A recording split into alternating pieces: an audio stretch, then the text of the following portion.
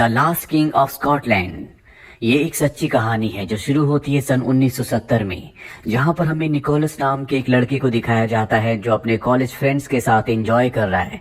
दरअसल ये सब के सब मेडिकल के स्टूडेंट्स हैं और अब इन्होंने अपनी ग्रेजुएशन पूरी कर ली है, जिसका मतलब ये है कि ये सब के सब डॉक्टर्स बन चुके हैं। निकोलस के पिता चाहते हैं कि निकोलस उनके साथ काम करे, लेकिन वो किसी और देश में काम करना चाहता है, लेकिन उसे समझ नहीं आ रहा होता कि उसे किस देश में काम करना चाहिए। इसीलिए उसके कमरे में जो ग्लोब होता है वो उसे घुमाता और अपनी आंखें बंद कर लेता है और अपनी उंगली से उसे रोकता है, और जब वो अपनी आंखें खोलता है तो उसकी उंगली युगांडा देश पर होती है। इसके बाद दिखाया जाता है कि निकोलस युगांडा देश में डॉक्टर डेविड के साथ काम करने के लिए आ गया है, जो यहाँ पर एक मिशनरी क्लिनिक चलाते हैं। और जब वो बस में होता है तभी वहाँ से कुछ सोल्जर्स और कुछ टैंक्स गुजरते हैं, जिन्हें देखकर वो थोड़ा सा घबरा जाता है। वहीं पर एक लेडी से वो पूछता है क्या हम यहाँ पर सेफ हैं। वो कहती है कि हाँ, ये जनरल ईडी के लोग हैं। इसके बाद निकोलस डॉक्टर डेविड के पास पहुंच जाता है, जो यहाँ पर अपनी पत्नी के साथ लोगों का इलाज करते हैं। इसके बाद निकोलस उनके साथ लोगों का इलाज करना शुरू कर देता है। निकोलस जब यहाँ के हालात देखता है तो उसे बहुत दुख होता है, क्योंकि युगांडा में बहुत ज्यादा गरीबी होती है। लेकिन धीरे धीरे वो यहाँ के लोगों के साथ घुलना मिलना शुरू कर देता है, जिससे वो यहाँ की जिंदगी को एंजॉय करना शुरू कर देता है। एक दिन जब वो डॉक्टर डेविड की पत्नी के साथ होता है तभी वहाँ पर एक आर्मी ऑफिसर आता है और इन्हें कहता है कि जनरल ईडी के हाथ में चोट आई है, तुम्हें हमारे साथ चलना होगा। और जब ये वहाँ पर जाते हैं तो देखते हैं कि जनरल ईडी के हाथ को एक किसान के सांड ने जख्मी कर दिया है।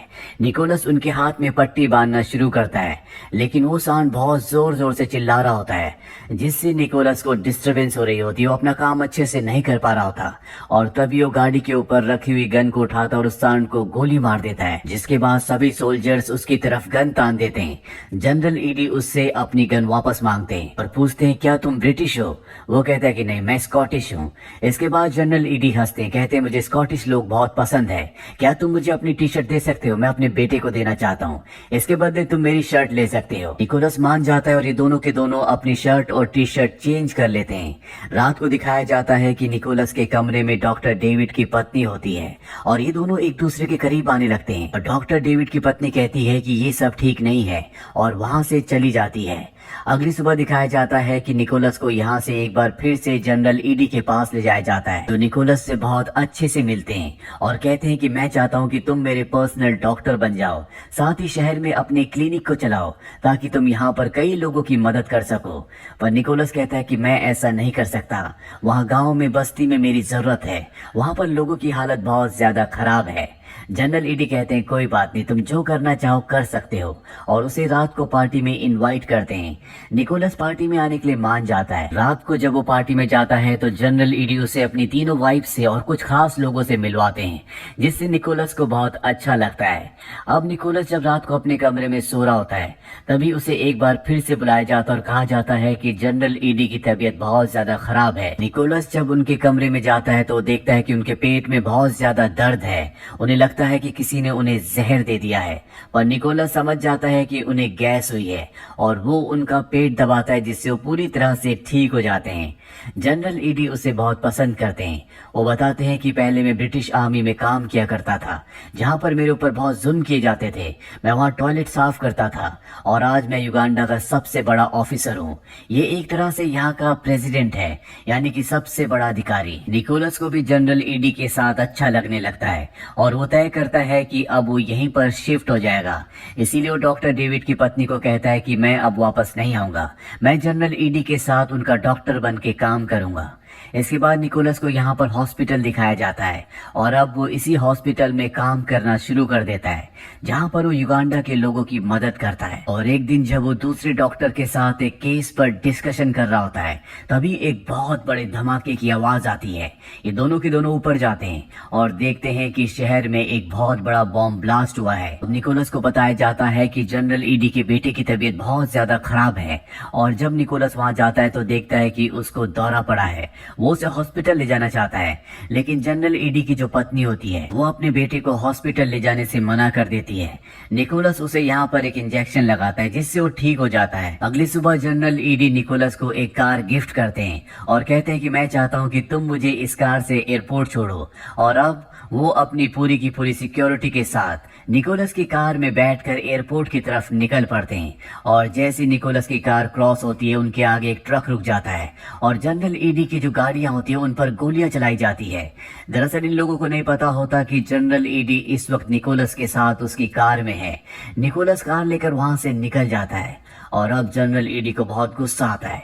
उन्हें लगता है कि उन्हीं की सेना में यानी कि उन्हीं की सिक्योरिटी में कुछ लोग दुश्मनों से मिले हुए हैं जो उन्हें मारना चाहते हैं। दरअसल जनरल ईडी के विपक्ष में जो लोग होते हैं वो उन्हें मारकर उन्हें सत्ता से हटाकर खुद सत्ता को हथियाना चाहते हैं। और अब क्योंकि निकोलस की वजह से उनकी जान बची होती है, इसीलिए निकोलस को वो अपना सलाहकार बना लेते हैं और तय करते हैं कि अब निकोलस हमेशा उनके साथ रहेगा। अब रात को जब निकोलस क्लब में जाता है तो वो देखता है कि वहां पर जनरल ईडी का हेल्थ मिनिस्टर एक गोरे आदमी से बात कर रहा है, जो देखने के बाद उसे बिल्कुल भी अच्छा नहीं लगता और ये बात वो जनरल ईडी को बता देता है। अगली सुबह वो स्विमिंग पूल के पास जाता है जहां पर उसके पास ब्रिटिश हाई कमीशन का एक ऑफिसर आता है जिसका नाम स्टोन है, जो निकोलस से कहता है कि शायद तुम न्यूज़पेपर नहीं पढ़ते। जो भी जनरल ईडी के खिलाफ या सरकार के खिलाफ कुछ भी बोलता है वो गायब हो जाता है। कुछ वक्त पहले एक जज गायब हो गया। निकोलस कहता है कि मैं जनरल ईडी के बारे में कुछ नहीं सुनना चाहता, वो एक अच्छे इंसान है, वो युगांडा के लिए कुछ करना चाहते हैं। वो कहता है कि अगर ऐसी बात है तो उनका हेल्थ मिनिस्टर कहाँ है, उसका भी कुछ पता नहीं है। और अब निकोलस को उसकी बातों पर यकीन होना शुरू हो जाता है, इसीलिए वो हेल्थ मिनिस्टर के ऑफिस जाता है, लेकिन वो वहां पर नहीं होता बल्कि वहां पर जनरल ईडी का एक खास आदमी होता है। और अब इन बातों से निकोलस परेशान होना शुरू हो जाता है। उसे नहीं पता कि जनरल ईडी सही इंसान है या नहीं। वो तय करता है कि वो स्कॉटलैंड वापस चला जाएगा और ये बात बताने के लिए वो जनरल ईडी के ऑफिस जाता है।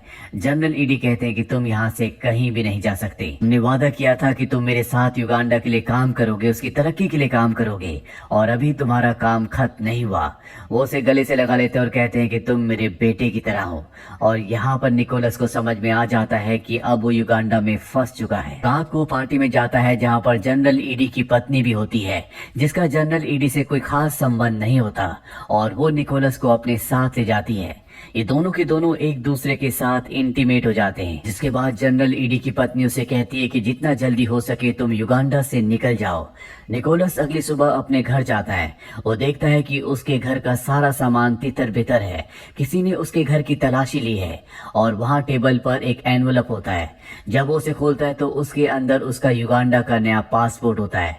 दरअसल उसका जो पासपोर्ट था किसी ने बदल कर अब उसे युगांडा का पासपोर्ट बना दिया है, यानी कि अब वो युगांडा का नागरिक है। निकोलस समझ चुका है कि वो फंस चुका है, इसीलिए वो ब्रिटिश कमीशन ऑफिसर के पास जाता है जिसका नाम स्टोन है, जो स्विमिंग पूल के पास उसे मिला था। निकोलस उससे कहता है तुमने मुझे कहा था कि जब भी मुझे तुम्हारी मदद की जरूरत हो तो मैं तुम्हारे पास आ जाऊं, मुझे युगांडा से निकलना है। स्टोन उसे बताता है कि तुम्हें नहीं पता कि युगांडा में क्या हो रहा है। जनरल ईडी के खिलाफ जो भी आवाज उठाता है उसे मार दिया जाता है। कंट्री साइड में जनरल ईडी ने कई लोगों को मार दिया है, साथ ही उन आदिवासियों को भी जो उसके खिलाफ प्रोटेस्ट करते हैं। वो इंसान नहीं बल्कि एक शैतान है। निकोलस कहता है कि मैं यहाँ से निकलना चाहता हूँ। स्टोन कहता है कि तुम यहाँ से निकल सकते हो, लेकिन इसके लिए तुम्हें भी कुछ करना होगा। निकोलस कहता है तुम्हारा मतलब ये है कि मैं ईडी अमीन को मार दूं, और ये कहकर वो वहां से चला जाता है। अब इसी तरह से दिन बीतना शुरू हो जाते हैं और युगांडा के हालात पहले से भी बहुत ज्यादा खराब हो जाते हैं। साथ ही निकोलस हमेशा परेशान और उदास रहता है। वो युगांडा में उस कैदी की तरह है जो आजादी से कहीं भी घूम सकता है। युगांडा के हालात बहुत ज्यादा खराब है। यहाँ पर कत्लेआम की वजह से इंटरनेशनली युगांडा की छवि बहुत ज्यादा खराब हो जाती है, जिसके बाद जनरल ईडी टीवी पर अनाउंस करता है कि ब्रिटिशर्स ने हमारे साथ वादा तोड़ा है, इसीलिए यहाँ पर जितने भी एशियन लोग हैं उन सबको वापस जाना होगा। सबके पास 90 दिनों का वक्त है, जिसके बाद यहाँ से लोग निकलना शुरू हो जाते हैं। एक दिन निकोलस के पास जनरल ईडी की पत्नी का कॉल आता है जिसके साथ वो इंटीमेट हुआ था, और जब वो उससे मिलने के लिए जाता है तो वो बताती है कि वो प्रेग्नेंट है। जो सुनकर निकोलस बहुत ज्यादा परेशान हो जाता है, क्योंकि अगर जनरल ईडी को ये बात पता चल गई तो वो इन दोनों को मार देगा। वो उसका अबॉर्शन करने के लिए उसे हॉस्पिटल भी नहीं ले जा सकता, इसीलिए हॉस्पिटल जाकर वो अपने एक साथी डॉक्टर से कहता है कि जनरल ईडी की पत्नी का अबॉर्शन करना है, पर वो जनरल ईडी का नाम सुनते ही मना कर देता है, क्योंकि जनरल ईडी को अगर पता चल गया कि उसकी पत्नी प्रेग्नेंट है तो वो सभी डॉक्टर्स को मार देगा, क्योंकि उसका उसकी पत्नी से कोई भी संबंध नहीं था। अब निकोलस खुद ही उसका अबॉर्शन करने के लिए हॉस्पिटल से कुछ दवाइयां लेता है, पर तभी यहाँ पर जनरल ईडी के लोग आ जाते हैं। वो निकोलस को कहते हैं कि तुम्हें जनरल ईडी ने बुलाया है। और जब जनरल ईडी के पास निकोलस जाता है तो बहुत ज्यादा परेशान होते हैं, वो एंजाइटी में होते हैं। वो कहते हैं कि देखो न्यूज़पेपर में मेरे बारे में क्या क्या लिखा है, मुझे शैतान और दरिंदा कहा जा रहा है, मुझे क्या करना चाहिए, तुम मेरे सलाहकार हो, तुम मुझे सलाह दोगे। निकोलस कहता है कि तुम यहाँ से विदेशी पत्रकारों को मत निकालो, अगर तुमने ऐसा किया तो वो तुम्हारे बारे में इंटरनेशनली और भी उल्टा सीधा लिखेंगे, जिससे तुम्हारी छवि और भी खराब हो जाएगी। तुम्हें उन सब को बुलाना चाहिए, उन सब से अच्छे से बात करनी चाहिए ताकि वो तुम्हारे बारे में अच्छा लिखे। जनरल ईडी को ये बात बहुत अच्छी लगती है, इसीलिए वो प्रेस कॉन्फ्रेंस करते हैं जिसमें वो निकोलस को भी अपने साथ रखते हैं और अब वो सबसे अच्छे से बात करना शुरू कर देते हैं। निकोलस किसी भी तरह से जनरल ईडी की पत्नी तक पहुंचना चाहता है और जैसे ही उसे मौका मिलता है वो प्रेस कॉन्फ्रेंस छोड़कर जनरल ईडी की पत्नी के घर जाता है और उसे पता चलता है कि उसे हॉस्पिटल ले जाया गया है और अब वो सीधा हॉस्पिटल जाता है। पूरा हॉस्पिटल खाली होता है और जब वो ऑपरेशन थिएटर में जाता है तो देखता है कि वहां पर जनरल ईडी की पत्नी को बेरहमी से मार दिया गया है। उसके हाथों की जगह पैर और पैरों की जगह हाथ लगा दिए गए होते हैं। इससे वो पूरी तरह से आग बबूला हो जाता है और अब वो तय कर लेता है कि वो जनरल ईडी से बदला लेगा। वो जनरल ईडी की सरदर्द की टैबलेट लेकर उसके पास पहुंचता है। जनरल ईडी से कहता है कि मेरी पत्नी ने मुझे धोखा दिया था, इसीलिए मैंने पूरी दुनिया के सामने एक मिसाल कायम की। निकोलस उसकी सरदर्द की गोली उसे दे देता और वहां से निकलने लगता है, पर वो बहुत जल्दी में निकल रहा होता है। इसीलिए यहाँ पर जनरल ईडी का जो सबसे खास आदमी उसका राइट हैंड होता है, उसे उस पर शक हो जाता है और इससे पहले कि वो गेट को क्रॉस करता उसे रोक लिया जाता है। उसे कहा जाता है कि जनरल ईडी ने तुम्हें बुलाया है। जनरल ईडी के पास जब वो जाता है तो बताया जाता है कि युगांडा में एक प्लेन आ रहा है जिसे हमारे पैलेस्टीन भाइयों ने हाईजैक किया है, जिसमें बहुत सारे इजरायली लोग हैं और बहुत सारे विदेशी भी हैं। पूरी दुनिया की नजर अब युगांडा पर होगी, हमें वहाँ पर जाना होगा। और अब एक कार से एयरपोर्ट की तरफ निकलते हैं। अभी भी जनरल ईडी के पास वो टैबलेट्स होती है जो उसे निकोलस ने दी है। कार से उतरने से पहले वो उस टैबलेट को वही गाड़ी में छोड़ देते हैं। निकोलस उसे उठाने वाला होता है, लेकिन तभी जनरल ईडी का जो राइट हैंड होता है वो उन टैबलेट्स को उठा लेता है और अब ये सब के सब एयरपोर्ट के अंदर पहुंच जाते हैं, जहां पर निकोलस बंदी यात्रियों को देखने लगता है और तभी वो देखता है कि जनरल ईडी का राइट हैंड जिसके पास टैबलेट्स हैं वो उन टैबलेट्स को लेकर एक सिपाही के पास जाता है और उस सिपाही को टैबलेट खाने के लिए कहता है, पर इससे पहले कि वो खाता निकोलस उसे रोक लेता है। अब इन्हें समझ में आ गया है कि ये जहर है, इसीलिए निकोलस को पकड़कर बहुत बुरी तरह से मारा जाता है। एक कमरे में ले जाया जाता है जहां पर जनरल ईडी उसके पास आते हैं और कहते हैं कि मुझे पता था कि तुम्हारा मेरी पत्नी के साथ अफेयर है और हमारे गांव में, हमारे कबीले में जब भी कोई अपने से बड़े आदमी की पत्नी के साथ कुछ भी गलत करता है तो उसे पेड़ से लटका दिया जाता है और जब जब उस आदमी की चीखें निकलती है तब तब उस आदमी के अंदर से बुरी ताकतें बाहर निकलती है और इसके बाद निकोलस को भी लटका दिया जाता है। उसे बहुत दर्द हो रहा होता है। वहीं जनरल ईडी अब उन लोगों के पास जाते हैं जिन्हें यहाँ पर हाईजैक करके लाया गया है। वो उन्हें बताते हैं कि इजराइल की सरकार हमारी शर्तें मानने के लिए तैयार है, इसीलिए तुम में से जितने भी लोग इजरायली नहीं हैं उन सबको हम अपने प्लेन से उनके देश वापस भेज देंगे। वहीं निकोलस को नीचे उतार दिया जाता है, बहुत बुरी तरह से जख्मी होता है और अब निकोलस के पास युगांडा का एक डॉक्टर आता है जो उसका बहुत अच्छा दोस्त है। वो निकोलस को कहता है कि यहाँ पर जितने भी बंदी बनाए गए हैं जिनमें इजरायली नहीं है उन सबको प्लेन से वापस भेजा जा रहा है। मैं चाहता हूँ कि तुम भी उनके साथ यहाँ से निकल जाओ। वो उसकी मरहम पट्टी करता है और उन विदेशी यात्रियों में शामिल कर देता है जिन्हें अब छोड़े जाने वाला है। ये सब के सब प्लेन में बैठना शुरू कर देते हैं। वही जनरल ईडी के लोगों को पता चल जाता है कि निकोलस यहाँ से भाग चुका है। जनरल ईडी का राइट हैंड उस डॉक्टर के पास जाता है जिसने निकोलस की भागने में मदद की है। वो उससे निकोलस के बारे में पूछता है लेकिन वो कुछ नहीं बताता।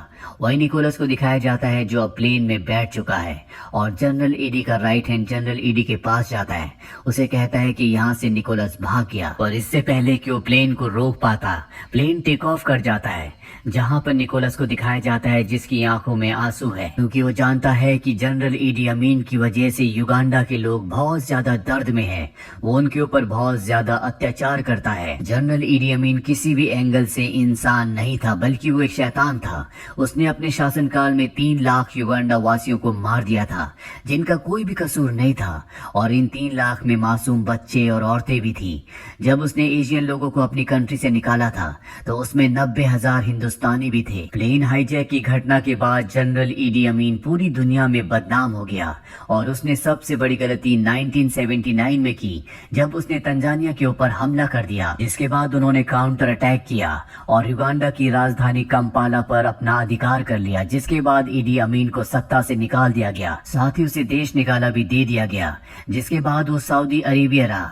सन 2003 में सऊदी अरेबिया में ही उसकी मौत हो गई और इस तरह से उसका अंत हुआ। ये फिल्म ईयर 2006 में रिलीज हुई थी। IMDb पर इसकी रेटिंग है 7.6। उम्मीद करते हैं कि ये कहानी आपको पसंद आई होगी।